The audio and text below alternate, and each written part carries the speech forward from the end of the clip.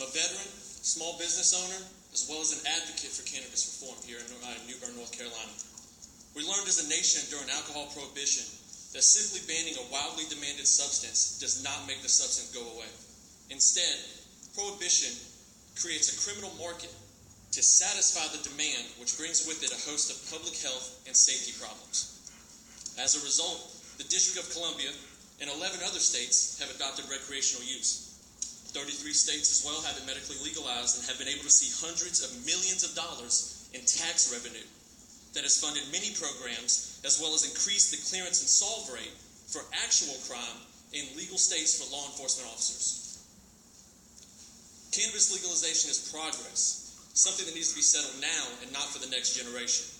Just as ending prohibition was 85 years ago, states such as ours, with the alcohol beverage control, as well as alcohol law enforcement, led the way in developing alternative policies that control alcohol while allowing responsible adult use, and we should do the same thing for cannabis. A 2017 poll by Elon University showed at most 80% of North Carolinians support medical cannabis legalization. Of course, we're a Dillon rule state, meaning the power is with the state's General Assembly and not with local municipalities, unless otherwise authorized.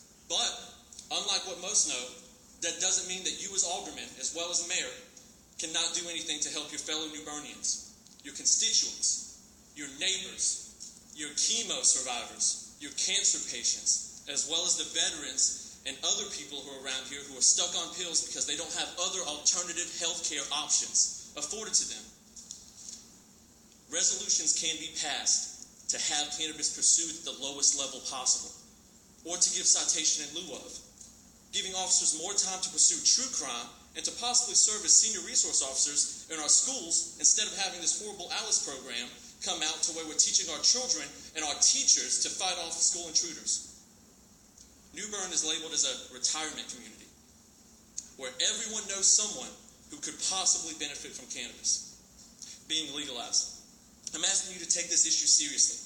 People are in pain from botched surgeries. Chemo patients need help with side effects such as nausea, muscle pain, as well as joints and migraines that cannabis has medically proven time and time again to help where CBD falls short. The amount of veterans that commit suicide each day due to the fact that they are stuck taking antidepressants that cause bigger issues than what they're trying to solve in the first place. You're standing in the way of others having a healthier alternative for relief from illness because of the closed-mindedness of people who sat in those seats 100 years ago.